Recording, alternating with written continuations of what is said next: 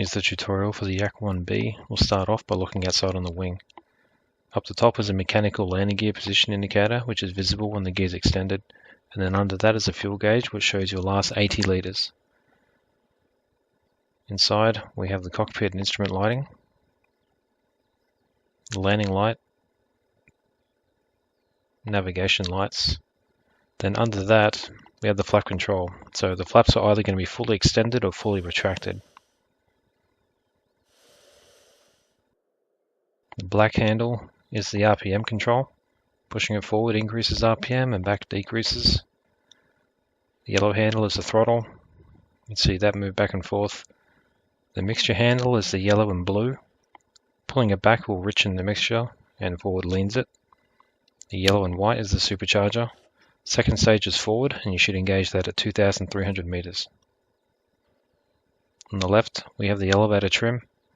Pushing it forward will push the nose down, and pulling it back will bring the nose up. There's a voltmeter, magnetos, fuel selector, landing gear handle, altimeter measured in meters, airspeed indicator in kilometers per hour, the clock, magnetic compass, turn and bank indicator. Shifting over to the right, see manifold pressure, tachometer, oil temperature with split oil and fuel pressure gauges, coolant temperature, and the landing gear position indicator lights. Green's down, blank is transition, and red is up. Over to the right side of the cockpit is the oil radiator. Rotating it forward opens it, and rotating it backwards closes it.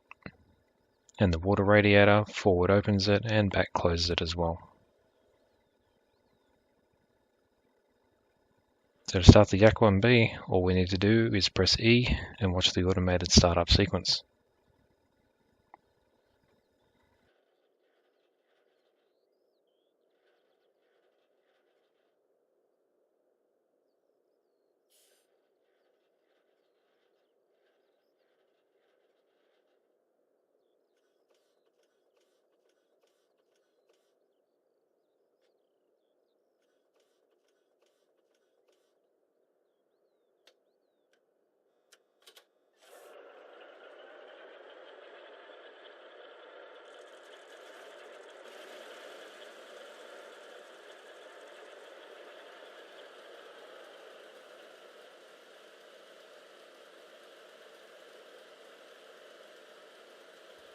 Now that the engine started, we can start our taxi process towards the end of the runway.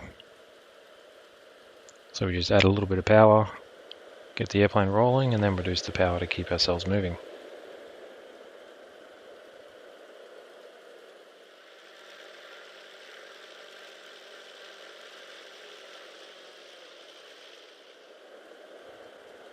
Taxiing the Yak-1 is pretty straightforward. You have a single brake control on the control column. This lets you get differential braking.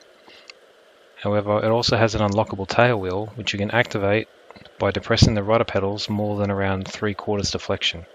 So if we want to make a sharp turn to the right, we're going to depress the pedals past 3/4 deflection, unlock the tail wheel and bring it around.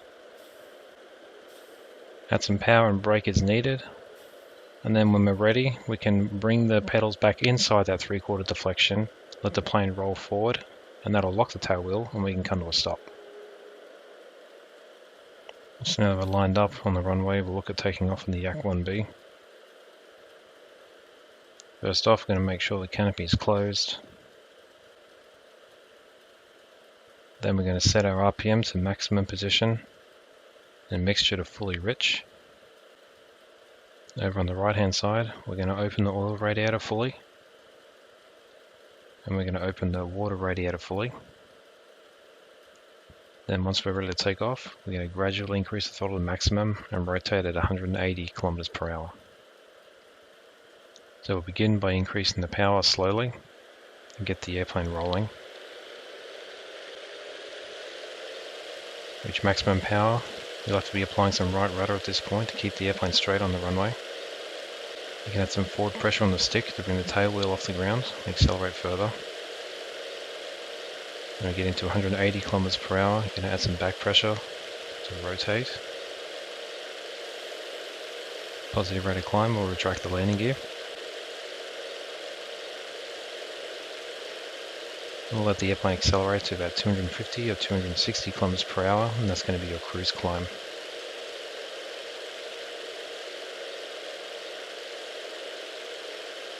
Understand the pattern and look at a landing, so we'll look at the landing procedure for the Yak-1b.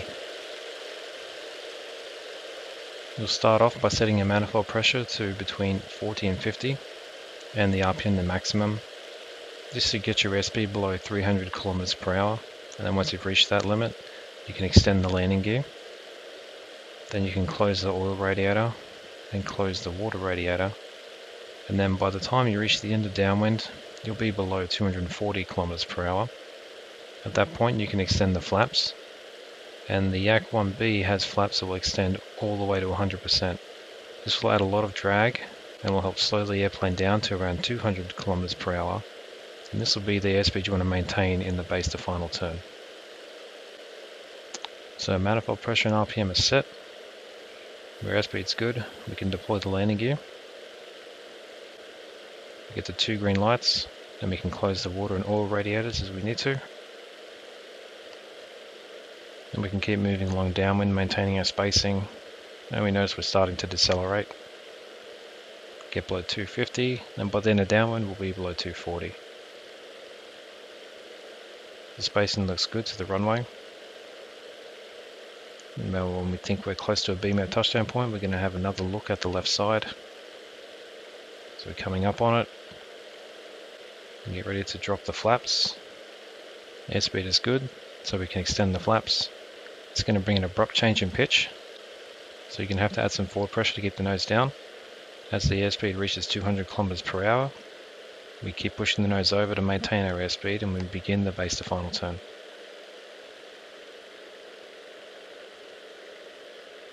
And we keep turning towards final, maintaining 200 kilometers per hour by very small changes in pitch and power.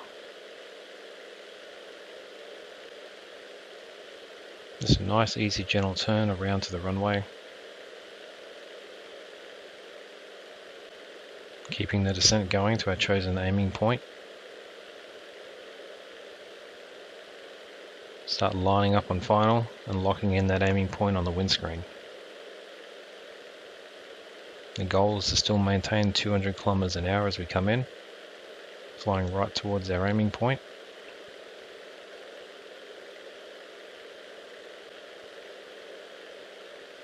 Pretty much bring it to idle here, bring the plane level, start decelerating further. Get ourselves in a 3-point position, really close to the ground, and then we can touch down. Applying the full braking to get the airplane stopped quickly with full back pressure at the same time.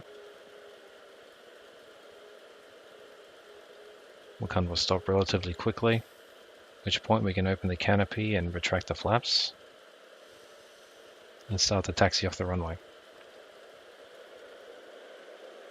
If this tutorial helped you out, let me know by using the like button or a comment.